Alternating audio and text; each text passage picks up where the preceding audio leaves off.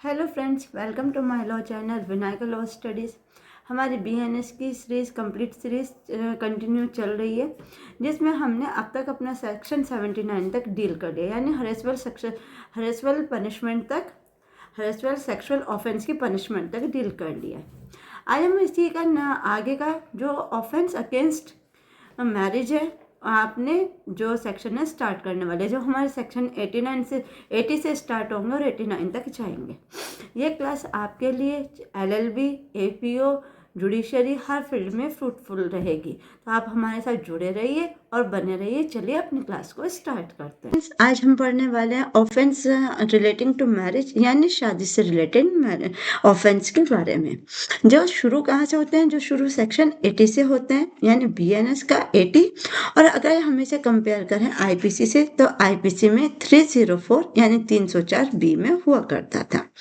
अब ये 304 बी से कहाँ गया? 304 बी से ये सेक्शन 80 में आ गया, सेक्शन 80 बीएनएस। अगर हम डावरी डेथ के बारे में बात करें कि डावरी डेथ होता क्या है, तो हम इसको थोड़ा सा बेसिकली समझ लेते हैं। डावरी डेथ का मीनिंग होता है कि अगर किसी हस्बैंड या उसके रिलेटिव्स के द्वारा किसी महिला की मृत्यु कारित की जाती है, कितने समय में? 7 साल के अंडर। कितने समय में? Under 7 years. कब? नॉर्मल सर्कमटेंसेस में, यानी अननेचुरल सर्कमटेंसेस में, यानी ये जो परिस्थितियां नहीं होनी चाहिए थी, जैसे उसको जहर दे दिया या उसको बर्न कर दिया या किसी भी ऐसी तरीके से, अगर उसको 7 साल के अंदर किसी भी डिमांड पे, यानी डावरी की डिमांड हो रही है घर वालों से, वो पूरी नहीं कर पा रहे और किसी उसके सर्कमटेंसेस में, अननेचुरल सर्कमटेंसेस में उसकी डेथ हो जाती है, कहाँ? उसके ससुराल के अंडर, तो क्या कहलाएगी? वो डावरी डेथ कहलाएगी। अब इसकी पनिशमेंट क्या होती है, इसकी कंडीशंस क्या होती है, ये हम पढ़ लेते हैं अपने सेक्शन 80 के अंडर। चलिए स्टार्ट करते हैं। सेक्शन 80 हमसे क्या कहता है? सेक्शन 80 हमसे कहता है, सेक्शन 80 का क्लॉज 1 क्या कहता है? Where the death of a woman is caused by any burn और बॉडीली इंजरी। जो मैंने अभी आपसे कहा है, किस चीज की? बर्न और बॉडीली इंजरी। किसकी डेथ है? Death of a woman. यानी ये सेक्शन किसके लिए बना हुआ है? Only for women. और occur otherwise than under normal circumstances within the 7 years. शादी के कितने साल के अंदर? Within the 7 years of her marriage, यानी उसकी शादी के 7 साल के अंदर। It is shown that soon before that she was subjected to cruelty और harassment। यानी वो कैसी मानी जाएगी डेथ? सब्जेक्ट किस तरह की है? हरेसमेंट और क्रूअल्टी से। किसके द्वारा? Husband and any other relative of husband, यानी या तो हस्बैंड के द्वारा या उसके रिलेटिव्स के द्वारा। यानी अगर एक हस्बैंड के या उसके रिलेटिव्स के द्वारा क्रूअल्टी के द्वारा या हरेसमेंट के द्वारा उसकी क्या हो जाती है? अननेचुरली डेथ हो जाती है। कितने साल के अंदर? 7 साल के अंदर। तो क्या कहलाएगी? वो ऐसी परिस्थिति में कहलाएगी डावरी डेथ। यानी ऐसी मृत्यु को क्या कहा जाएगा? डावरी डेथ, यानी दहेज मृत्यु कहा जाएगा। जिसके अंदर कौन कौन होंगे? सच हस्बैंड और relative shall be deemed to have caused by death. यानी किसके द्वारा होगी ये? हस्बैंड और उसके रिलेटिव के द्वारा। यानी 7 साल के अंदर अगर किसी महिला की कुछ अलग परिस्थितियों में, जैसे बर्न से या बॉडीली इंजरी से या हरेसमेंट या क्रूअल्टी से, हस्बैंड और हस्बैंड के रिलेटिव द्वारा अगर किसी महिला के साथ उसकी शादी के 7 साल के अंदर क्या हो जाती है? डेथ हो जाती है, तो वो किस परिभाषा में आएगा? डावरी डेथ, यानी सेक्शन 80 के अंदर काउंट होगा।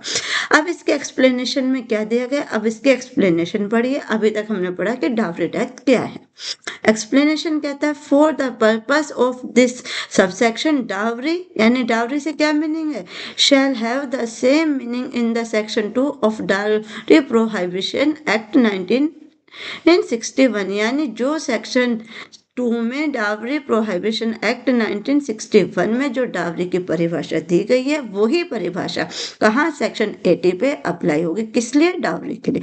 यानी डावरी को जिन वर्ड में सेक्शन 2 में डावरी प्रोहिबिशन एक्ट में 1961 का एक्ट है, जो परिभाषा वहाँ दी गई है डावरी की, वही परिभाषा यहाँ लगेगी सेक्शन 80 में। वही परिभाषा डावरी की काउंट होगी जो इस एक्ट के अंदर, यानी डावरी प्रोहिबिशन प्रोहिबिशन एक्ट में दी गई है। डावरी का वही सेम मीनिंग होगा।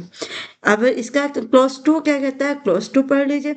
Whoever commit dowry death shall be punished। अब जिसने क्या किया, कमिट किया, क्या कमिट किया, डावरी डेथ, यानी जिसने उस महिला को किसके दहेज के लिए मारा है, अब उसको पनिशमेंट कितनी होगी इसके बारे में पढ़ लेते हैं। punished with imprisonment for a term which shall not less than 7 years। यानी कितनी पनिशमेंट होगी उसको, जो 7 साल से कम नहीं होगी। But may extend to life imprisonment, but कहाँ तक जा सकती है, लाइफ इम्प्रिजनमेंट तक जा सकती है। अब इसमें एक चीज़ ध्यान से सुनिए, देखिए इसमें जो पनिशमेंट की बात हुई है उसमें बात हुई है इम्प्रिजनमेंट की, यानी ना यहाँ रिक्रेस की बात हुई है ना यहाँ सिंपल की, यानी उसे कारावास होगा। कारावास कितने टाइम का होगा, कारावास 7 साल तक का होगा। 7 साल के बाद कहाँ तक जा सकता है, में एक्सटेंड, यानी कितना हो सकता है, इम्प्रिजनमेंट ऑफ लाइफ। यहाँ पे नेचुरल लाइफ की बात नहीं की गई कि वो जब तक जिंदा है, उसको सिर्फ कितना है, imprisonment of life. Imprisonment of life अगर हमने जो पीछे दंड विधियों में हमने पढ़ा था कितने काउंट होते हैं, 20 ईयर्स। ये क्या था, ये हमारा डावरी डेथ था। डावरी डेथ को एक बार फिर से समझ लीजिए, डावरी डेथ का मीनिंग क्या होता है। पहले तो हम ये जानते हैं कि डावरी की जो होती है, क्या होती है आपकी परिभाषा, वो क्या होती है। डावरी की वही परिभाषा मानी जाएगी, यानी डावरी को किस तरह से काउंट किया जाएगा, जो डावरी प्रोहिबिशन एक्ट 1961 के सेक्शन 2 में डिफाइन किया गया, यानी जिन शब्दों में वहां डिफाइन किया गया डावरी को, वही सेम काउंट होगा सेक्शन 80 में। अब डावरी डेथ से क्या मीनिंग है, डावरी डेथ का मीनिंग है कि अगर बर्न से, बॉडीली इंजरी से, हरेसमेंट से या क्रूअल्टी के द्वारा अगर किसी भी महिला को under 7 years of her marriage, यानी 7 साल के अंदर उसकी शादी के husband and relative of the husband, यानी हस्बैंड के द्वारा या उसके रिलेटिव के द्वारा अगर उसको क्या किया जाता है, मार दिया जाता है, तो किस में काउंट होगा, वो डावरी डेथ में काउंट होगा। अब बात कर लेते हैं इसकी पनिशमेंट की, जो सब क्लोज 2 कहता है।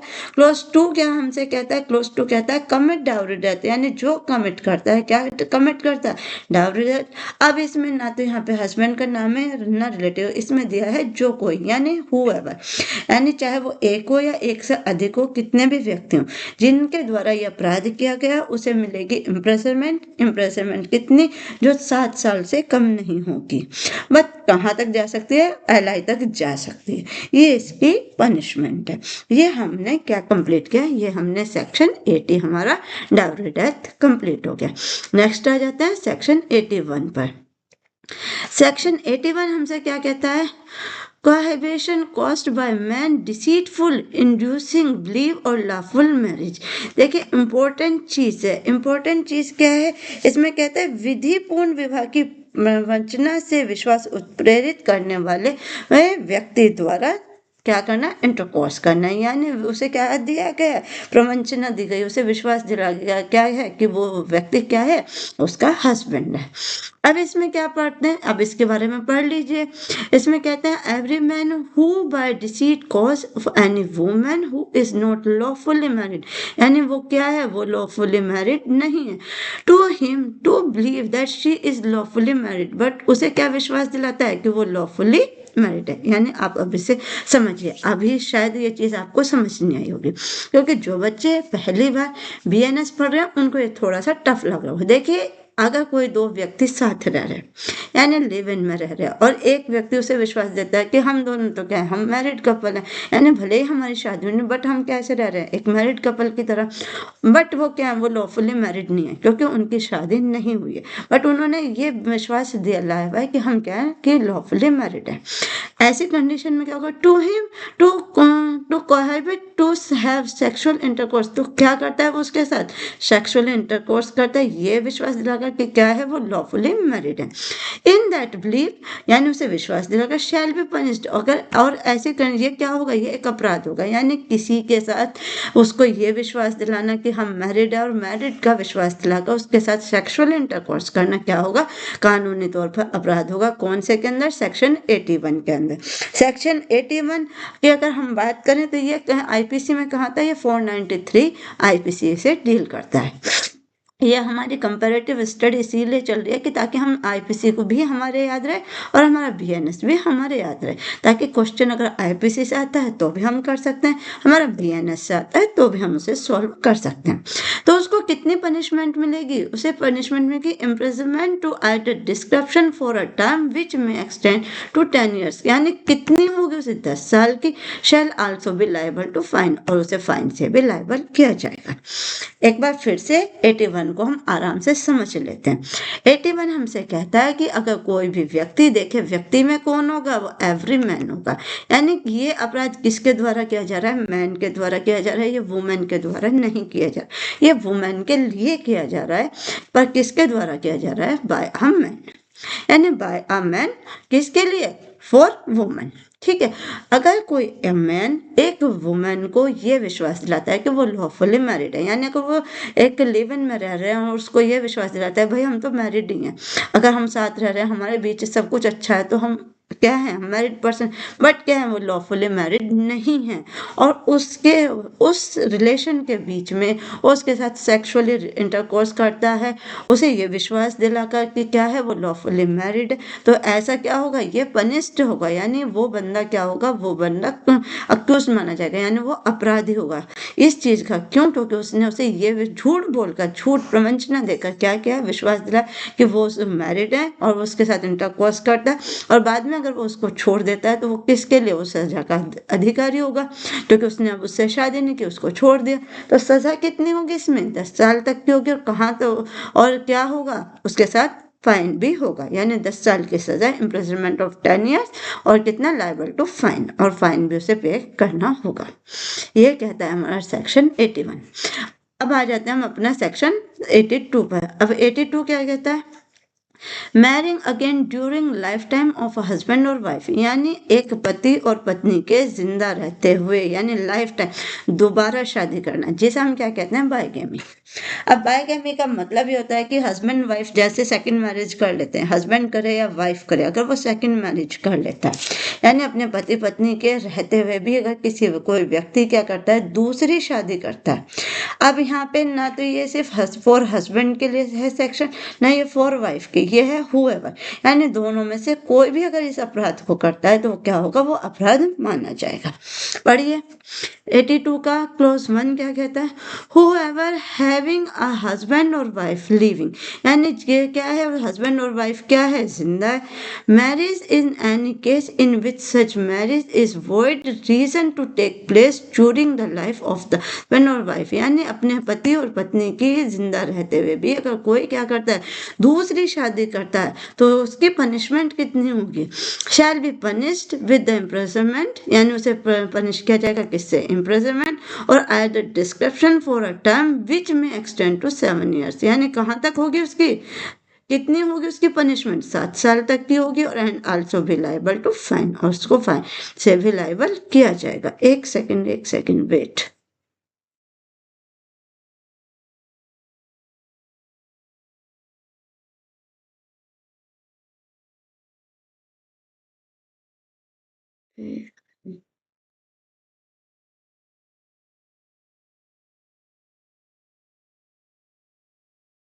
ठीक है, तो उसको किससे लायबल किया जाएगा? उसकी सज़ा कितनी होगी? उसके 7 साल तक की सज़ा होगी, और उसको क्या? फाइन भी देना होगा। कब देना होगा? अगर कोई एक पति या पत्नी अपने हस्बैंड और वाइफ के जीते जी, यानी उनके जिंदा रहते हुए क्या करते हैं? दूसरी शादी कर लेते हैं, तो उसे क्या होगा? उसे सज़ा होगी, क्योंकि क्या है? ये एक कानूनी अपराध है, यानी आप सिर्फ एक ही शादी कर सकते हैं। देखिए इसके कुछ एक्सेप्शन भी हैं, यानी किन कंडीशन में हस्बैंड वाइफ के जिंदा रहते हुए भी शादी हो सकती है। अपवाद भी हैं, पर वो अपवाद क्या है? वो अलग है। अगर उन अपवादों को छोड़ दिया जाए तो ये क्या होगा? ये क्या कहलाएगी? ये पनिशमेंट ही होगी, यानी उसको क्या होगी? उसको क्या होगी? उसको सजा ही होगी। अगर वो अपने हस्बैंड या वाइफ के जीवन काल में जीवित रहते दूसरी शादी करते हैं, तो ये क्या है? कानूनी तौर पर अपराध माना गया।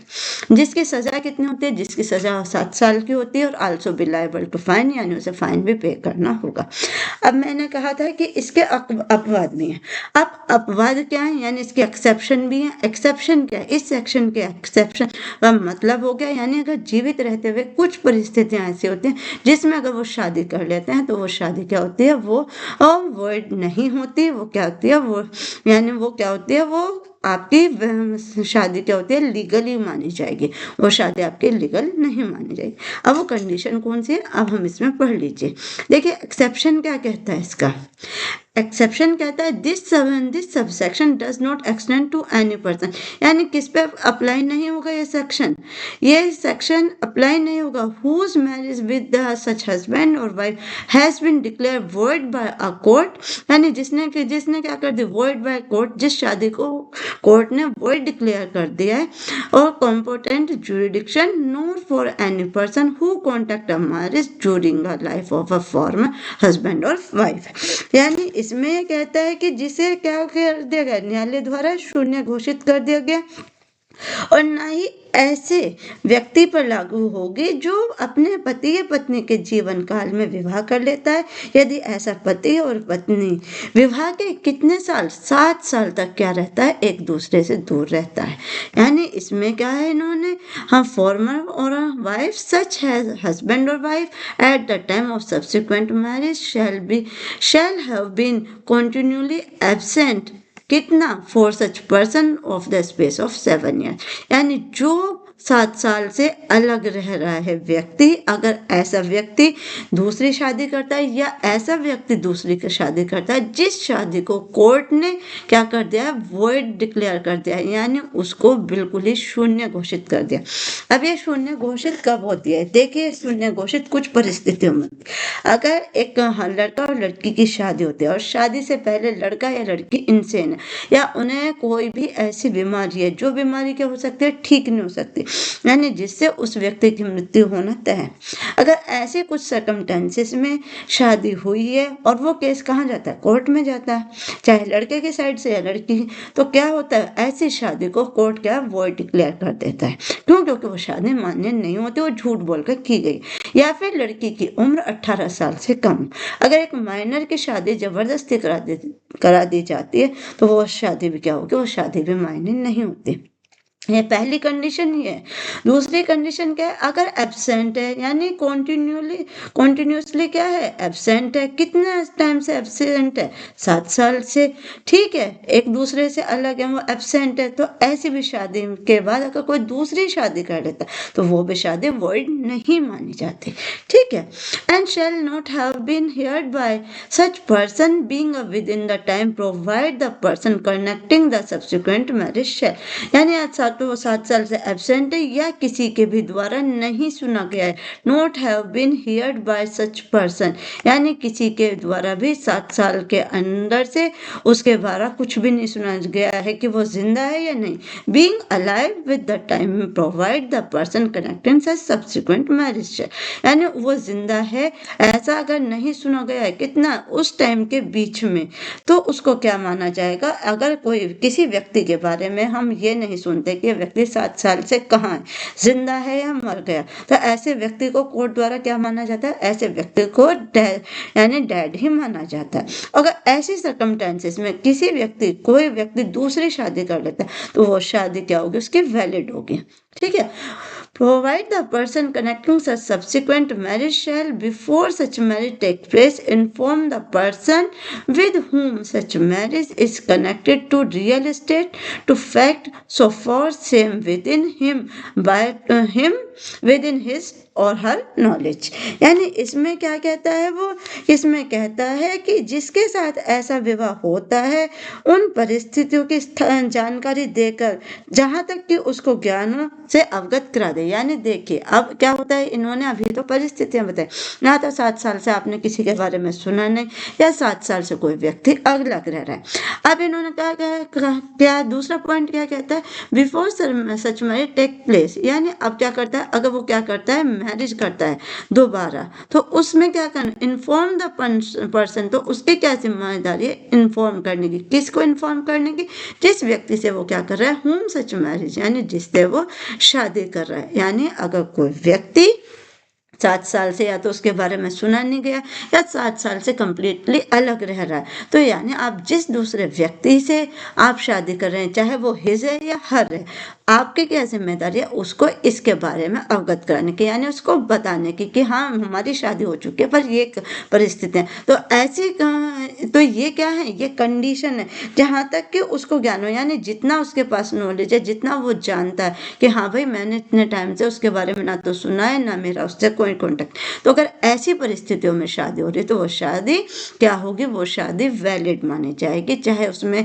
साथी जिसके साथ शादी हुई है वो जिंदा हो या ना हो। यानी ये क्या है, ये बाइगैमी का क्या है, अपवाद है, एक्सेप्शन। हमने अभी बाइगैमी में पढ़ा था कि आप एक पति और पत्नी के जीवित रहते हुए क्या नहीं कर सकते, दूसरी शादी नहीं कर सकते। अब इसका अपवाद क्या निकला, इसका अपवाद यानी इसका एक्सेप्शन निकला कि अगर वो व्यक्ति या तो 7 साल से बिल्कुल अलग रह रहे हैं कि उनका एक दूसरे से कोई कांटेक्ट नहीं हो, तो वो शादी क्या होगी, वो वॉइड हो जाएगी। या फिर उन्होंने एक 7 साल के टाइम के अंडर एक कुछ सुना ही नहीं है कि वो व्यक्ति जैसे कहीं चला गया, वो जिंदा है या नहीं, अलाइव है या नॉट है, कुछ भी है, अगर उसके बारे में बिल्कुल ही नहीं सुना गया तो वो भी क्या होगा, उस ऐसी भी कंडीशन में व्यक्ति दूसरी शादी कर सकता है। तो उस दूसरी शादी को करने की कंडीशन है कि आपको जिस बंदे से आप शादी कर रहे हैं, चाहे वो हिज है या हर है, आपको जितने जानकारी यानी जितने नॉलेज आपके पास है कि आप उस बंदे के बारे में जान, वो सारी जानकारी आप उस बंदे को देंगे। यानी आप झूठ बोल कर शादी नहीं करेंगे, आपके पास जो सच है वो आपको उसे सामने वाले को बताना होगा। ये इसका क्या था, फर्स्ट पॉइंट था। अब सेकंड क्या कहता है, सेकंड को पढ़ लीजिए। whoever commit the offense under subsection, यानी जो क्या करता है, कमिट करता है ऑफेंस, कौन सा, सबसेक्शन 1 के under, having cancelled from the person whom subsequent marriage is contracted, the fact or former marriage shall be punished। यानी इसमें ये क्या कहता है कि अब जो कोई पूर्व विवाह के तथ्य को उस व्यक्ति से छिपाकर उससे क्या करता है, विवाह करता है। देखिए अभी हमने फर्स्ट में क्या पढ़ा, अभी हमने सबसेक्शन फर्स्ट 1 में क्या पढ़ा, सबसेक्शन 1 में हमने यही पढ़ा कि अगर आप कोई शादी करते हैं, यानी अगर आप अब एक व्यक्ति का जो आपको ना तो मिल रहा है, जो खो गया है, या कोई भी बात है, या वो जिंदा है या नहीं, अगर ऐसे कंडीशन में आप दूसरी शादी करते हैं तो आपकी क्या जिम्मेदारी है, आपकी जिम्मेदारी है कि जिस व्यक्ति से आप शादी करें उसको सारी इंफॉर्मेशन देना है। ये कहता है हमारा सबसेक्शन 1। अब इन्होंने क्या कहा है सबसेक्शन, इसमें 2 में क्या कहा है सबसेक्शन, कि commit the offence under subsection 1, यानी जो सबसेक्शन 1 के अंडर रहकर क्या करता है, ऑफेंस कमिट करता है। यानी उसने क्या किया, उसे पता है कि हाँ ये अगर वो उसने क्या किया, छुपाई है बात को, हैविंग, देखिए इन्होंने कहा having council from the person whom subsequent marriage is contracted, यानी वो क्या करता है, छिपाकर शादी कर रहा है, यानी उस चीजों को छिपा दिया। Fact of the former marriage, यानी अपनी शादी के पहले फैक्ट को छिपाकर मैरिज शादी कर रहा है। ओए होए, ये कहाँ से खुल गया।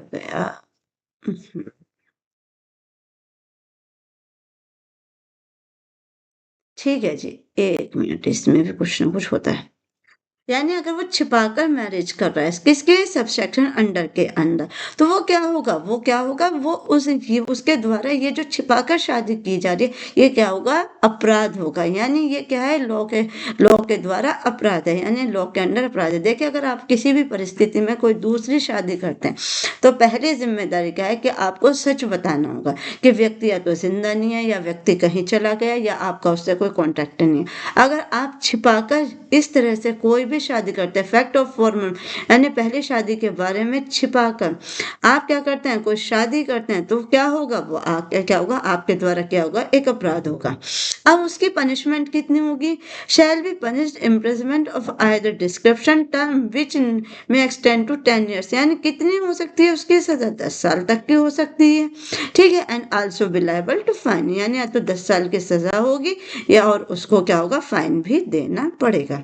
यानी अगर झूठ बोलकर, देखिए बहुत सी शादियां ऐसी होती हैं कि या तो हस्बैंड वाइफ है नहीं, तो क्या करते हैं, माँ बाप झूठ बोलकर क्या कर देते हैं, दूसरी शादी कर देते हैं। अब दूसरी शादी के बाद अगर कभी ना कभी क्या होता है, सामने वाली पार्टी को पता लग जाता है, या तो वो क्या कर लेते हैं, एडजस्ट कर लेते हैं, एडजस्ट कर लिया तो कोई बात नहीं, बट अगर उन्हें इस चीज़ पे ऑब्जेक्शन है और वो केस करते हैं तो वो रियल में वो जो छुपाना, भले ही सामने बंदा क्या है 7 साल से गुमनाम है, यानी या तो वो मिला नहीं है या वो पागल हो चुका है या वो किसी भी परिस्थितियों में उससे अलग रह रहा है, बट अगर छुपा कर शादी की गई है तो क्या होगा, वो एक कानूनी अपराध होगा जिसकी सजा कितनी होगी, जिसकी सजा 10 साल तक की हो सकती है और also be liable to fine, यानी फाइन भी उसको देना पड़ेगा। ये कहता है हमारा सेक्शन 82। आई होप अब आपको सेक्शन 82 अच्छे से समझ आ गया होगा। नेक्स्ट आ जाते हैं सेक्शन 83 पर। अब 83 क्या कहता है, 83 कहता है आपसे, देखिए 83 सेम सेक्शन 81 की तरह ही काम करता है। अगर आप चाहें तो यहाँ पर 83 के साथ प्लस का साइन लगा के लिख सकते हैं सेक्शन 81, यानी ये दोनों सेक्शन एक दूसरे से ही जुड़े हुए हैं। कैसे, एक मिनट वेट। अब 83 क्या कहता है, marriage ceremony fraudulently gone through without lawful marriage, यानी ये भी क्या कहता है कि मैरिज सेरेमनी अगर यानी किसी को झूठ बोलकर शादी का या झांसा देकर क्या कर लेना, शादी का कपटपूर्ण तरीके से विवाह कर्म को पूरा कर लेना, यानी झूठ बोलकर या जबरदस्ती या शादी का झांसा देकर यानी क्या कर लेना कि जबरदस्ती शादी कर लेना। यही सेम हमने 81 में पढ़ा था कि अगर वो शादीशुदा नहीं है फिर भी उसको क्या विश्वास दिलाया था कि लॉफुली क्या है, मैरिड है, तो वो क्या था, वो भी तो झूठ ही बोला गया था। तो ऐसी कंडीशन में भी क्या कहलाएगा, ऐसी कंडीशन में वो बायगैमी कहलाती है, ओ सॉरी बायगैमी नहीं कहलाती, वो फ्रॉडेंटली यानी झूठ बोलकर शादी करना कहलाते हैं। बायगैमी तो अब इसमें भी यही हो रहा है। अब इसको पढ़ लीजिए, whoever dishonestly और with a fraudulently intention, यानी कैसी उसकी धोखाधड़ी की नेचर है, यानी उसकी इंटेंशन कैसी है, धोखाधड़ी की, goes through the ceremony of being married, यानी क्या करता है, शादी कर लेता है।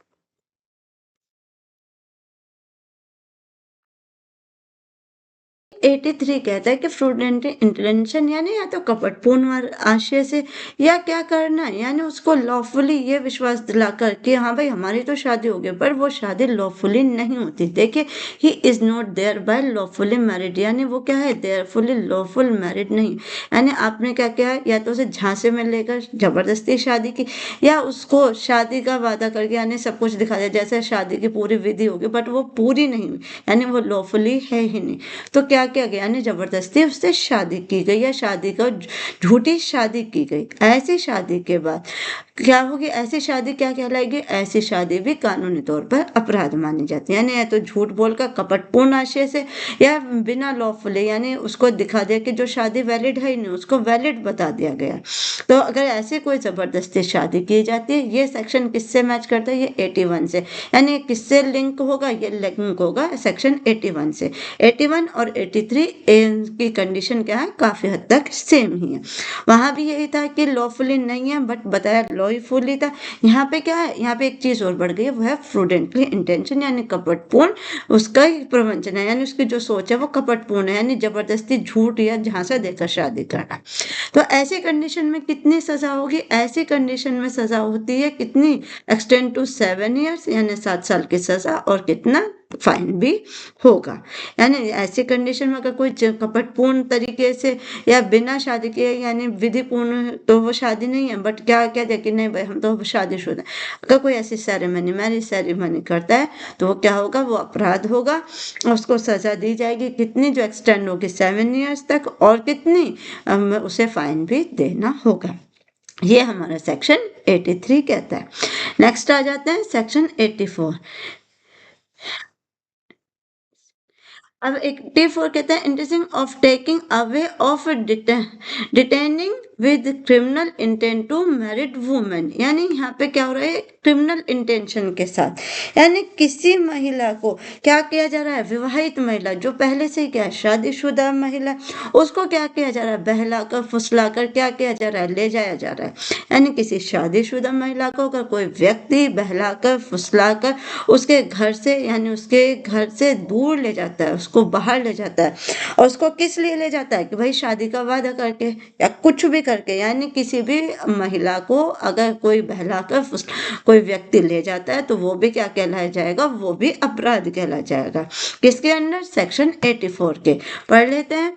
हुएवर, देखिए यहाँ पे कोई मैन वुमन का चक्कर नहीं है, यहाँ पे दिया गया whoever takes to entice away any woman who is and whom he knows to has relation to believe to be wife of any other man, यानी किसी और की पत्नी को अगर क्या किया जाता है, ले जाया जाता है। कहाँ ले जाया जाता है,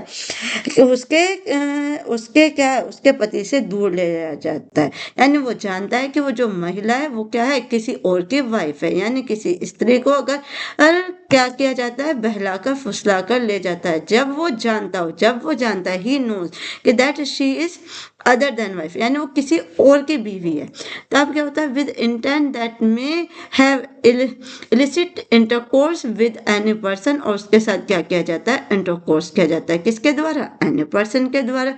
और conceal the detain with the intent to such woman shall be punished, और ऐसी वुमन के साथ क्या किया जाता है और वो क्या करता है, इस आशय से किसी महिला को छिपाता है या निरुद्ध करता है। यानी अब क्या किया उसने, एक तो उसको उसके घर से ले आया, फिर उसके साथ इंटरकोर्स किया, फिर उसका क्या किया, कंसील डिटेन किया। कहाँ पे, उस वुमेन को कंसील किया, डिटेन किया, यानी उसे छुपा कर रखा। उसके बारे में उस वुमेन को क्या किया, उसने छुपा कर रख दिया। अब देखिए इस सेक्शन को हम आराम से अब समझते हैं। अभी तक हमने क्या करा, अभी तक हमने स्किप डायरेक्ट के लैंग्वेज को समझा। देखिए अगर कोई व्यक्ति है वो किसी दूसरे व्यक्ति की वाइफ को, जो ये जानता है कि वो क्या है, किसी और की वाइफ है, उसको क्या करता है, उसकी जो मतलब कि घर है या उसका पति है, उससे क्या करता है, दूर ले जाता है। कैसे, बहलाकर फुसलाकर या उसको शादी का झांसा देकर या पैसे का झांसा देकर। और ले जाने के बाद क्या करता है, उसको छुपा कर रख देता है। यानी उसको छिपाता है, उसको क्या इस आशय से छिपाता है कि वो क्या कर सके, उसके साथ सेक्सुअल इंटरकोर्स कर सके। इसीलिए तो वो उसको लाया। उसका कोई इरादा उसके साथ शादी करने का तो नहीं है, क्योंकि उसने क्या किया, उसने देखे किसी दूसरी स्त्री को, क्या एक तरीके से आप इसको जैसे देखिए किडनैपिंग में तो ये होता है कि उसकी सम्मति नहीं होती, यानी कंसेंट के बिना किडनैप करना। यहाँ पे क्या हो रहा है, एक तरीके से वो है कि विद कंसेंट हो रहा है, बट क्या कर रहा है, उसको क्या दिया जा रहा है, उसको झांसा दिया जा रहा है, उसको झूठ बोला जा रहा है कि भाई मैं तुझसे शादी करूंगा, तू मेरे साथ चल, या तेरा हस्बैंड अच्छा नहीं, कोई भी बात, कुछ भी समझ लीजिए, आज का मॉडर्न जमाना है भाई। अगर इसी तरीके से उसको ले जाया जा रहा है और उसको फिर छुपा कर रखा जाता है इस इरादे से कि ताकि वो उसके साथ क्या कर सके, सेक्सुअल इंटरकोर्स कर सके, तो वो क्या होगा, ये क्या होगा, ऑफेंस होगा। किसके अंदर, सेक्शन 84 के अंदर। तो ऐसी कंडीशन में, ओहो आज तो बेटा बारिश बहुत तेज है, ऐसी कंडीशन में उसको सजा कितनी मिलेगी, एक्सटेंड टू 2 ईयर्स, यानी उसकी सजा कितनी होगी, 2 साल की। और फाइन क्या होगा, विद, और या तो विद फाइन होगी 2 साल की सजा, या और बोथ, यानी या तो उसे देखे 2 साल की सजा और फाइन होगा, या दोनों चीज दी जाएंगी, यानी सजा भी दी जाएगी और फाइन भी दिया जाए।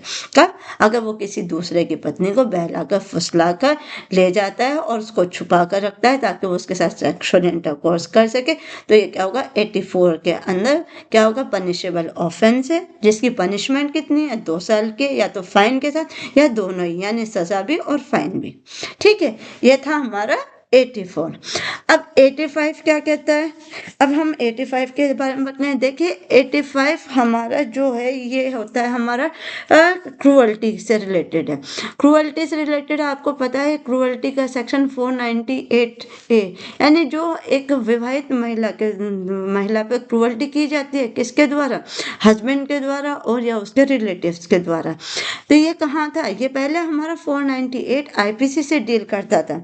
जो हमारा 84 था वो सिर्फ 498 था, काहे में, आईपीसी में।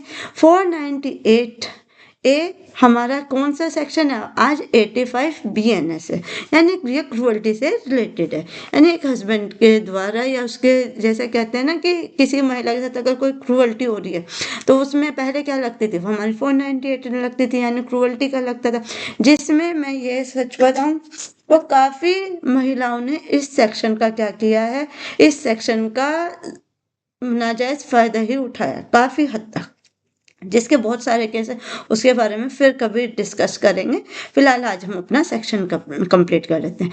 अब देखिए 85 क्या कहता है, हस्बैंड और relative of husband of a woman subjecting her to cruelty. यानी किससे रिलेटेड है ये सेक्शन, क्रूअल्टी से। किसके द्वारा, हस्बैंड के या उसके रिलेटिव के द्वारा। अब इसमें इसकी पनिशमेंट कितनी होगी, ये जो सेक्शन है ये सेक्शन सिर्फ और सिर्फ स्केच बेस्ड है। यहाँ पे हम सिर्फ इसकी पनिशमेंट पढ़ लेते हैं। देख लिए अब ये क्रूअल्टी का मीनिंग क्या है, ये बताएगा हमें सेक्शन 86 कि क्रूअल्टी का मीन्स क्या होता है। बट अभी हम यहाँ पे क्या पढ़ेंगे, या कि अगर कोई देखे, चले आपने पढ़ना है पढ़ लीजिए।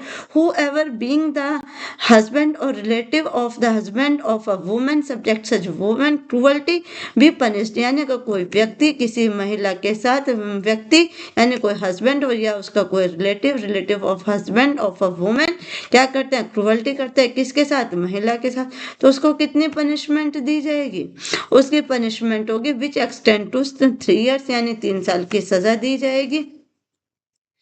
और कितना, also be liable to fine, यानी उसको सजा दी जाएगी और उसे फाइन भी देना होगा। कब, क्रूअल्टी में।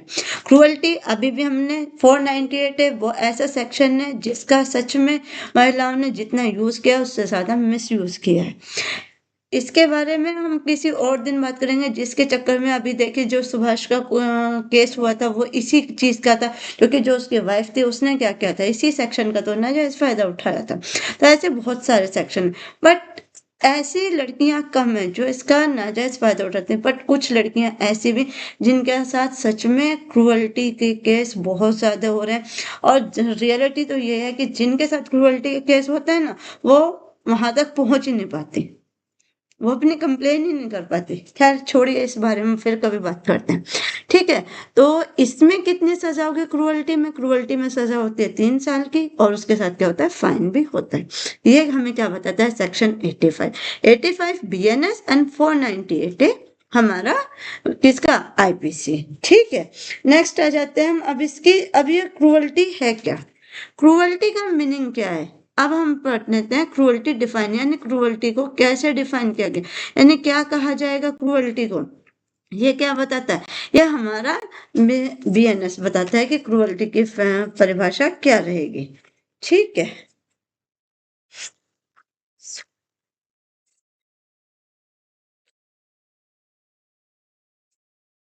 एक चीज में इसमें एक चीज, सिर्फ एक सेकंड।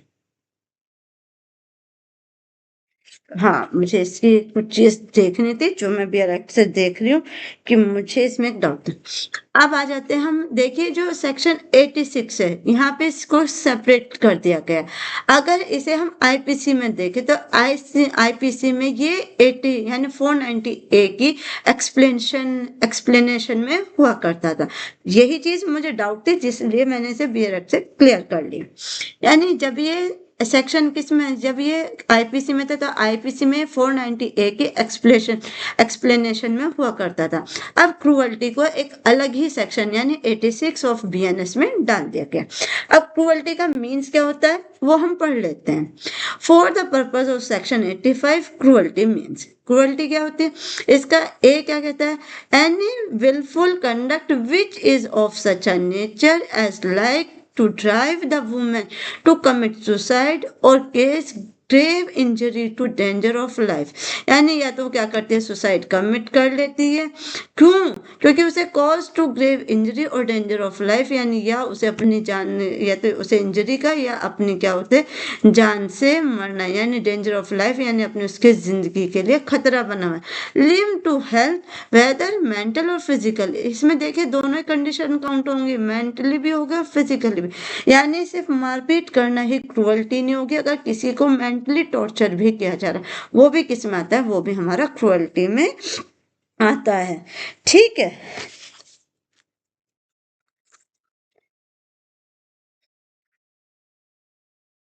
यानी इसमें आप क्या कह सकते हैं, इसमें कहते हैं any wilful conduct which of such a nature is likely to drive women to commit suicide, यानी या तो किसी महिला को उकसाना, किस लिए उकसाना, वो कमिट करे, क्या करे, कमिट सुसाइड कमिट करे, ठीक है, या आत्महत्या या जीवन उसके स्वास्थ्य को, यानी उसको डेंजर देना, डेंजर किसको, उसकी लाइफ को, यानी तो उसको जान से मारने की धमकी दी जा रही है, उसको बुरी तरह से पीटा जा रहा है, या फिर उसको मेंटली टॉर्चर किया जा रहा है। देखिए क्रूअल्टी में दो चीजें बहुत इंपॉर्टेंट हैं, ये मेंटल एंड फिजिकल। देखिए पहले क्या होता था, सिर्फ फिजिकल होता था, यानी अगर मारपीट हुई है, उसको जलाया गया है या किसी बुरी तरह से मारा गया है, यही क्रूअल्टी आती थी।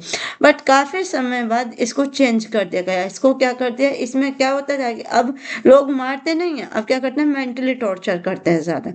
तो ये चीज पहले काउंट नहीं होती, जो अब काउंट होती है, यानी क्रूअल्टी में मेंटली टॉर्चर भी आएगा और फिजिकल टॉर्चर भी आएगा। या तो किसी वुमेन को क्या करना, ड्राइव करना टू कमिट सुसाइड, यानी या तो उसको क्या किया है, सुसाइड के लिए उकसा दिया कि भाई उसे इतना परेशान कर दिया कि वो गुस्से में आके क्या करे, सुसाइड कर ले, वो भी क्रूअल्टी होगा। या उसकी लाइफ को डेंजर दे दिया कि उसको क्या करा, उसको लाइफ को खतरा है, उसके साथ मारपीट हो रही, उसको ग्रेव इंजरी हो रही है, वो भी क्रूअल्टी में आएगा।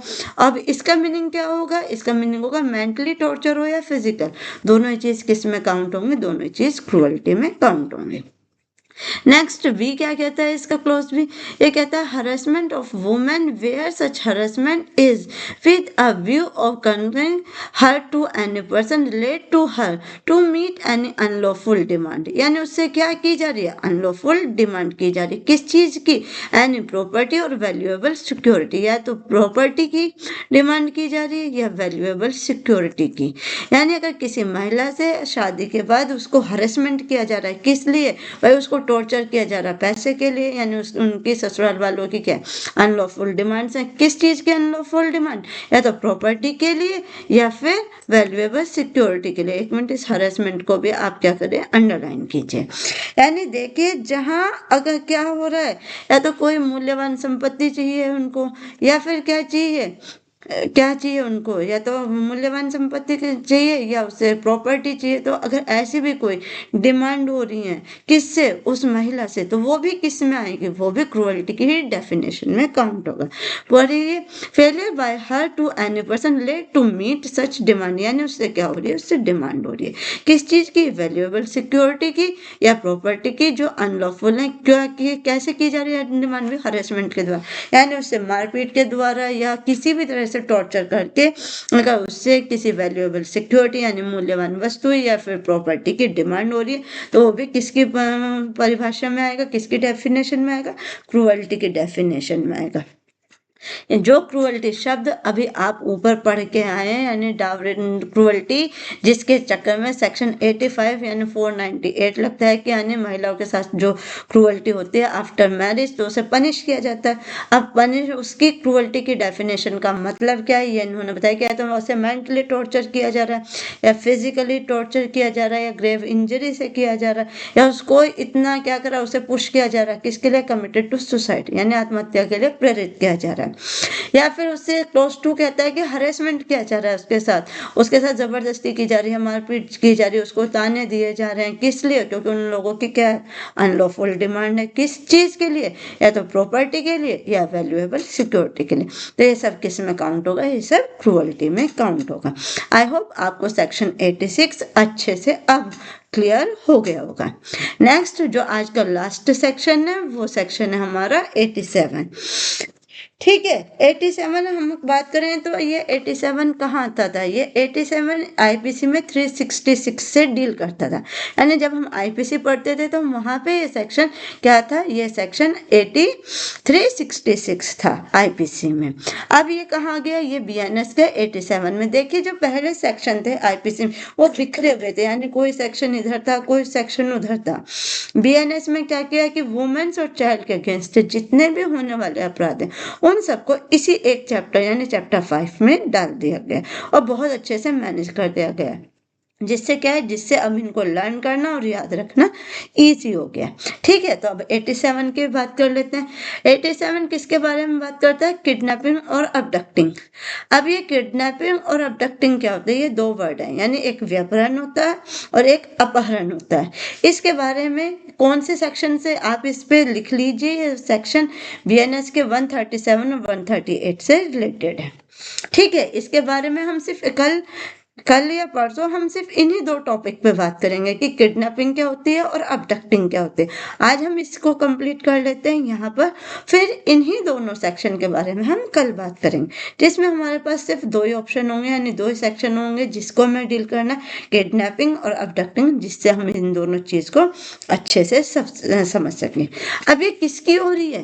किडनैपिंग और abducting of inducing woman to compel her marriage ETC, यानी किसी वुमेन की क्या करना? व्यभिचार करना या अपहरण करना। किस लिए?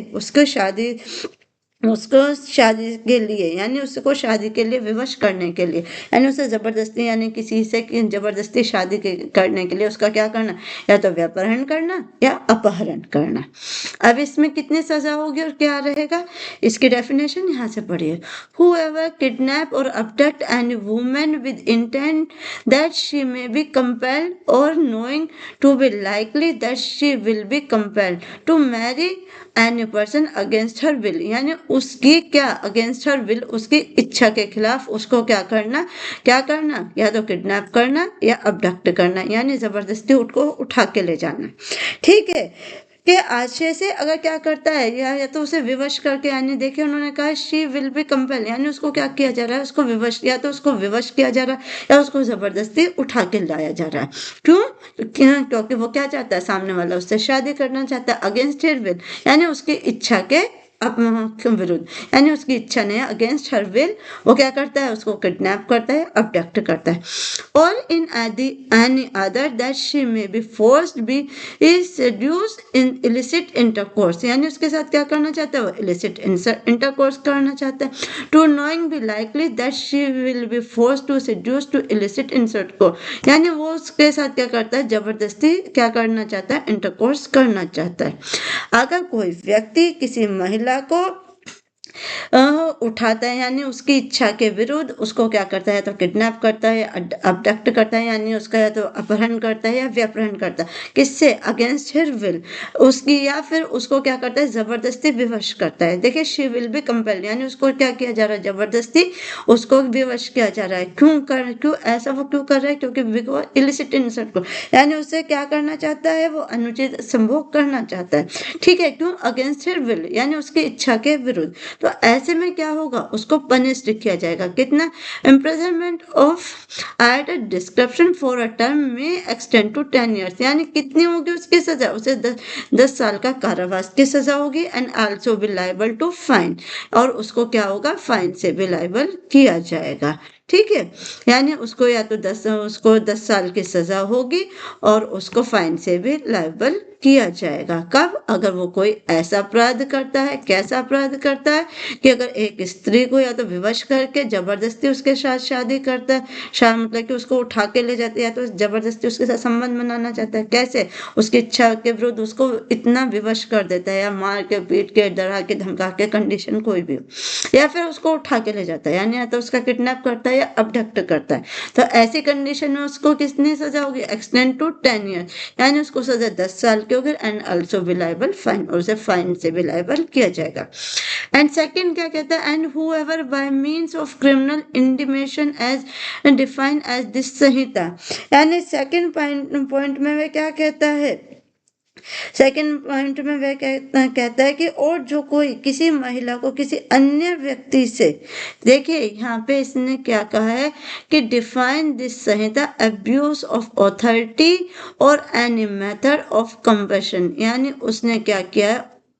एक मिनट पहले हम इसको क्या करते हैं? इसको हाइड, यहाँ पे क्या है? क्रिमिनल इंटीमेशन है, यानी वो क्या करता है? उसको जबरदस्ती किसी दूसरे के साथ अगर ऐसा संभोग करने के लिए विवश कर देता है, यानी उसको क्या करता है कि या तो वो अपने साथ या किसी दूसरे के साथ ऐसा कुछ करने के लिए क्या करता है? विवश कर देता है।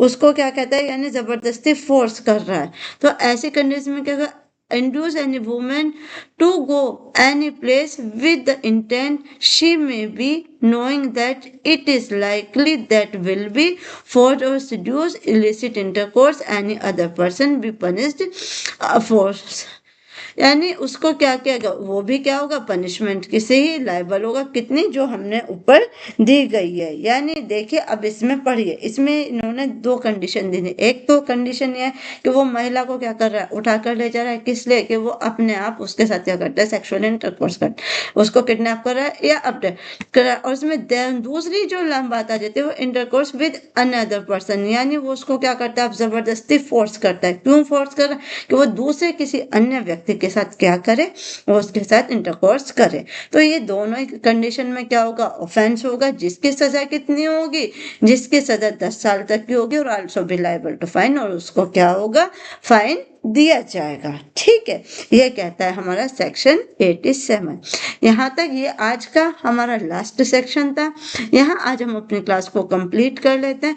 कल हम अपने 88 से जो क्या है कॉजिंग मिसकैरेज यानी जो गर्भपात से रिलेटेड ऑफेंस होते हैं उसके बारे में हम या तो कल डिस्कस करेंगे या मंडे को क्योंकि मैं सोच रही हूँ कि इस ऑफेंस से पहले यानी मिसकैरेज के ऑफेंस से पहले हम एक बार किडनैपर और अबडक्टिंग के बारे में अच्छे से बात कर लेते हैं दोनों चीजों को अच्छे से समझ लेते हैं। तो या तो आपकी क्लास कल इन्हीं दोनों की रहेगी किडनैपिंग और अबडक्टिंग की और इसके बाद हम स्टार्ट करेंगे ऑफेंस अगेंस्ट किसके मिसकैरेज के। ठीक है यहाँ तक आज की हमारी क्लास कंप्लीट हो जाती है। जो सेक्शन 87 पे 87 फिर से सुन लीजिए किसके बारे में बात करता है। 87 बात करता है कि किसी महिला को या तो जबरदस्ती विवश कर दिया जाता है किस लिए कि शादी करने के लिए या फिर उसका व्यपहरण किया जाता है या अपहरण किया जाता है या तो जबरदस्ती उससे शादी करने के लिए या उससे सेक्सुअल इंटरकोर्स करने के लिए या किसी दूसरे व्यक्ति से उसके साथ इंटरकोर्स कराने के लिए। ठीक है तो उसको सजा कितनी होगी 10 साल की और आल्सो बी लायबल फाइन और वो फाइन से भी लायबल होगा। यहाँ हमारी अपनी क्लास कंप्लीट हो जाती है। अगर आप ऐसे ही क्लास में बने रहिएगा जुड़े रहिएगा हमारे साथ।